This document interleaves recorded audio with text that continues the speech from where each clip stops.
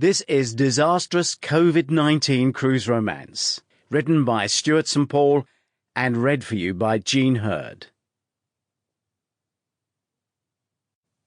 Chapter 1. Not How It Started. Cruise Day 3. At sea, 11:45 hours.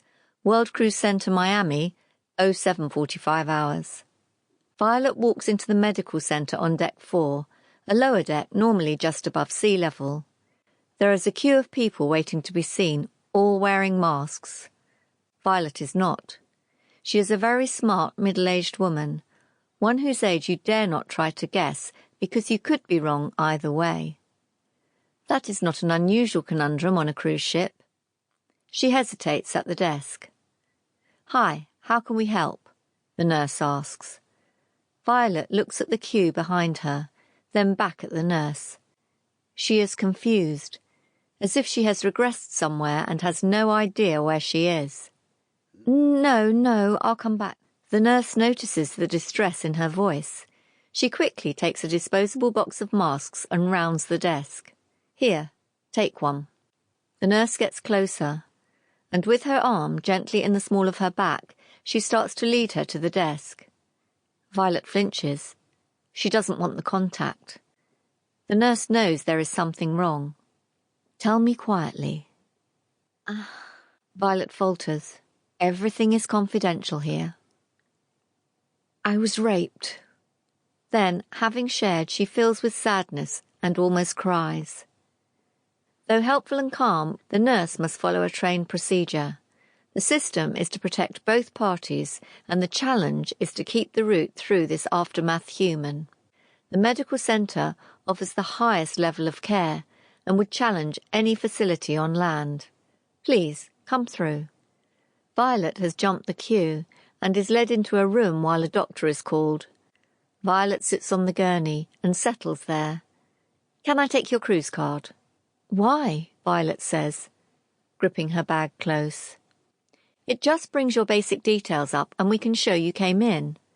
Violet opens her bag, lifts a large unopened envelope to rummage, then, finding the card, she slowly hands it over. It is swiped and given back to her. The nurse has sped-read her details. "Violet, Dr. Michael is on duty, but if you would rather see a female doctor, I'll make him aware." "Oh, no, Dr. Michael, he knows me." "We'll need the clothes you were wearing.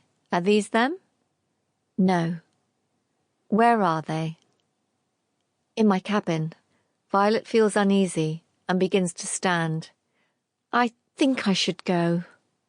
"Dr. Michael knows you're here and will be keen to see you." Violet relaxes.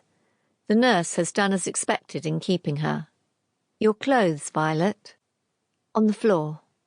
"Do you mind if we send a nurse with a member of security to get them? They're important." "They're worthless. I got everything from a charity shop or online." Violet lays still, very confused. "Does this happen often?" "We deal with any problem, and everything is taken very seriously," the nurse answers. "Are you hurt? In pain?" "Pain? Not now." By 4 p.m. that day, whilst this has been kept quiet, 4 of the ship's departments have become involved. Their managers, wearing face masks, enter the double cabin behind reception. It is a meeting room with just 4 chairs set around a large oval table. Georgie, the entertainment manager, knows she is there because Violet said her attacker was a cabaret artiste, her department. She could do without this. She has more than enough on her hands, and Violet has already uneasily crossed her path. None of the acts have been approached. Although no one can leave the ship while at sea, they only have one more day before a port, where many of the acts will leave the ship. The clock is ticking for any investigation. Pete Flynn, the head of security, has already taken a detailed statement from Violet Beckett with 2 female security members present. He has that with him, but does not open the folder. He can remember every word. Some of his security team are now interviewing the medical staff who dealt with Sample complete. Ready to continue?